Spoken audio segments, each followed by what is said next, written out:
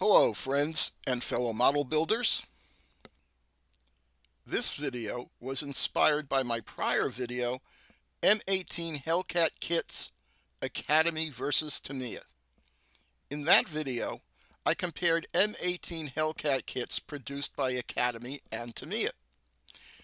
Each kit has features and detailing that the other does not have, and I pointed out these differences in the video. If you haven't seen that video, I suggest watching it as background to this video. Because the Academy and Tamiya kits have different features, I felt I could produce an M18 model with more detail than either kit has by combining the features of both kits. Initially, I envisioned this project as a simple merger of the two kits. I am basing this project on my Tamiya M18 kit. This is not a full build video.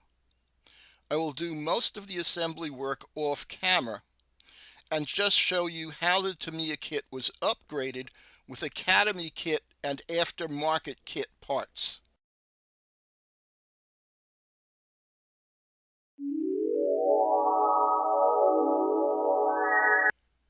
I started by building the M18's lower hull using only the Tamiya kit parts. Before installing the fighting compartment, I enclosed the box at the front of the floor part using 010 thick sheet styrene. I did this because I plan on having the driver's hatch open and you can see the fighting compartment from the hatch.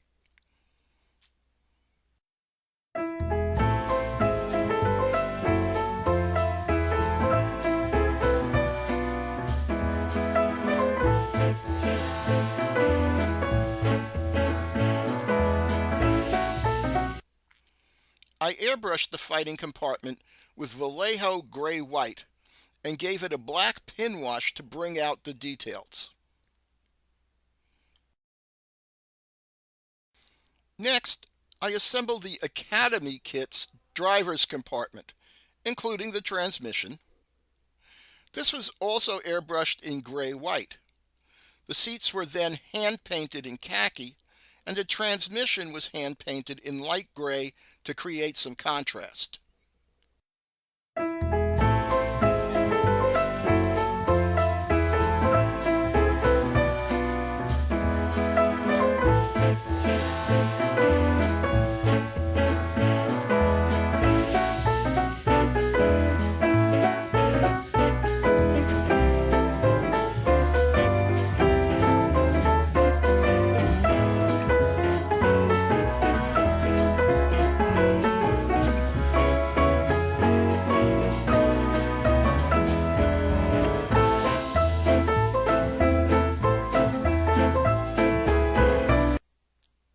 Here's the lower hull with the driving and fighting compartments installed.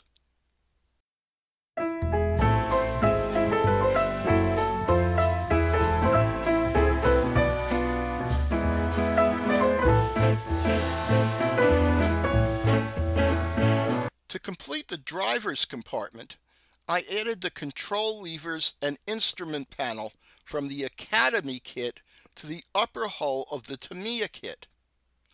Once these parts were attached, I airbrushed the inside of the upper hull with gray-white, then hand-painted black details on the control levers and instrument panel. After airbrushing the outside of the lower hull with Mission Model's US Olive Drab, I added the Tamiya kit's suspension parts, return rollers, road wheels, drive sprockets, and idlers. Road wheels and return rollers were hand-painted separately using Vallejo black for the tires. Okay, back to the Hellcat's interior. The Tamiya and Academy kits both depict 76mm shells stowed on the sponson floors in the fighting compartment. The Academy kit simply molded these shells on each of the sponson floors. The Tamiya kit offers more detail. The 76mm ammo is molded into storage racks as separate parts. I wasn't satisfied with either of these ammo features. Using the Tamiya ammo racks as a template, I made my own simplified racks to hold machined brass 76mm shells. I made only one rack for each side of the M18 because I don't have enough brass ammo to fill 4 racks. Even so, I think the brass shells will add better color and more realism than plastic moldings painted brass.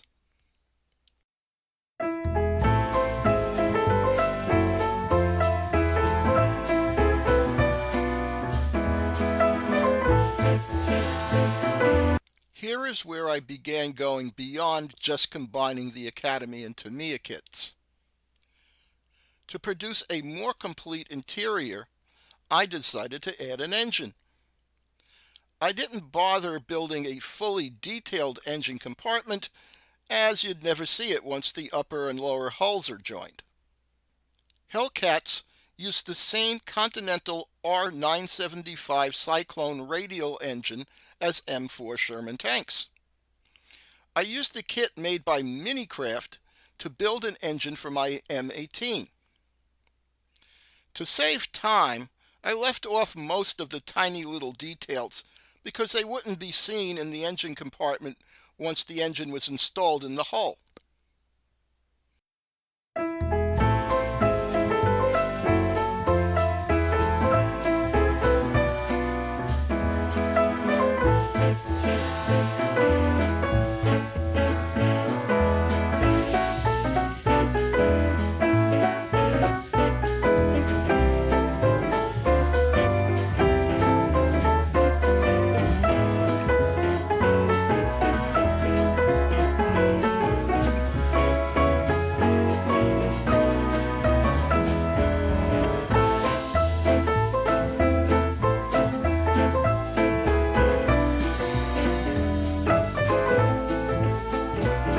Here is the completed Tamiya lower hull.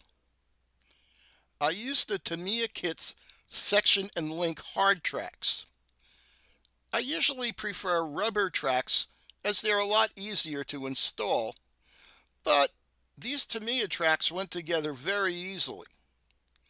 Before adding the tracks, I airbrushed them with Vallejo gunmetal and accented them with a thin black wash.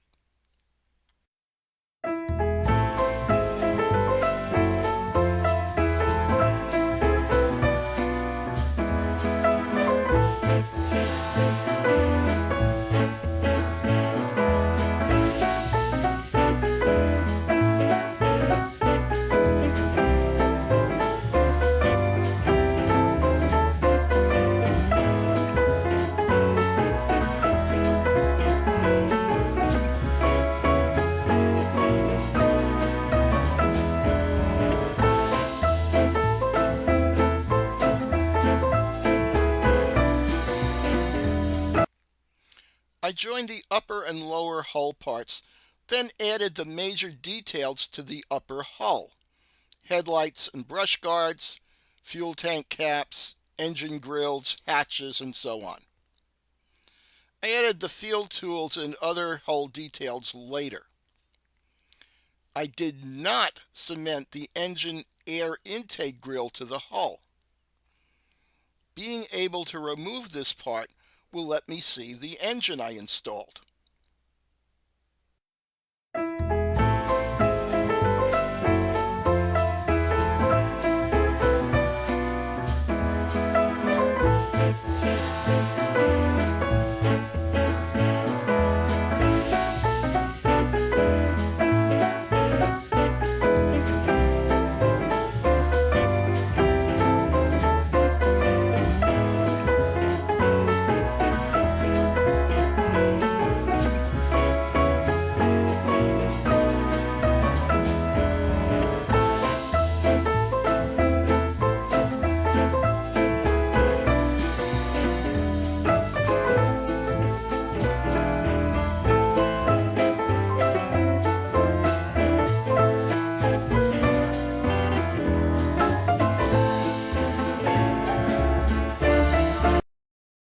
Now we come to the interesting part of this kit bash, the turret. I used the turret from the Tamiya kit because it is much better detailed inside and out than the Academy turret.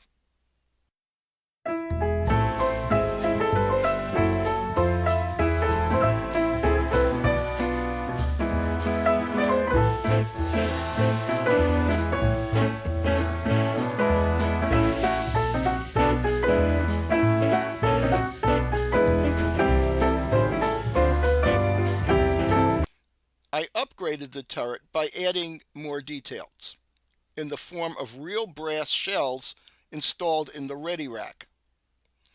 This required some very careful drilling to enlarge the holes in the ready rack to fit the brass ammo. I did not use the Tamiya gun mount or the canvas mantle cover to complete the turret. I replaced these parts with the gun mount from a partial AFV Hellcat kit that I had on hand. Here, the added detail comes from the AFV gun mount having a movable gun that elevates and depresses, unlike the Tamiya gun mount, which is static, meaning, of course, that the gun can't move at all. The AFV gun assembly has even more detail, provided by a spring-loaded breech assembly that lets the gun actually recoil. Now, isn't that cool?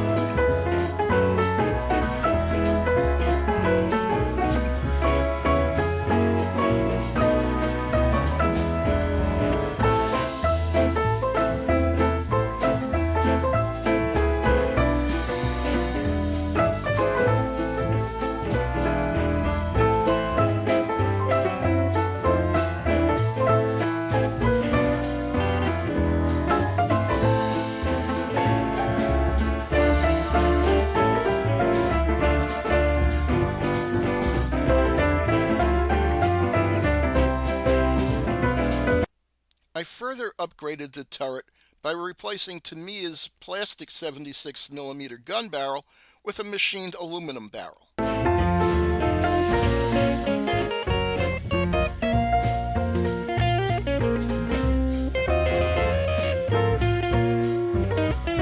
give my M18 a slightly different look, I also replaced the kit's 50 caliber machine gun with an Italieri 50 caliber and added an ammo belt in place of the ammo box used in the Tamiya kit. To complete my Hellcat, I attached all the field tools, plus some value gear resin stowage on and around the turret.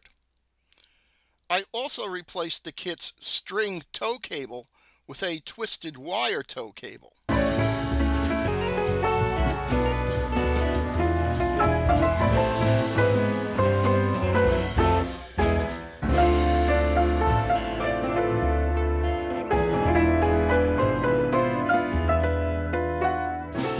Just for this video, I photographed my finished Hellcat in a bombed-out factory background. The factory is a reusable setting that I can use to accommodate any military vehicle I may build in the future.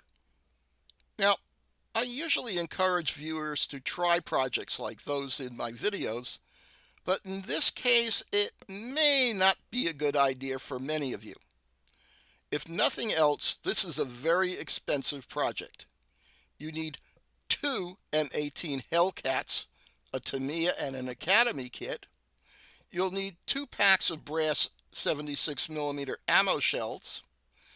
You'll need a machined aluminum gun barrel and a mini art kit for the engine. Parts from the AFV kit for the gun and gun mantle are optional and frankly not really necessary. The Tamiya turret parts will work just fine. I certainly do not recommend this project for newer military model builders. In any case, that's it for this little video. As always, thank you very much for watching. Help me grow my channel by giving this video a like and clicking on the subscribe button. Anyway, thanks again. See you soon.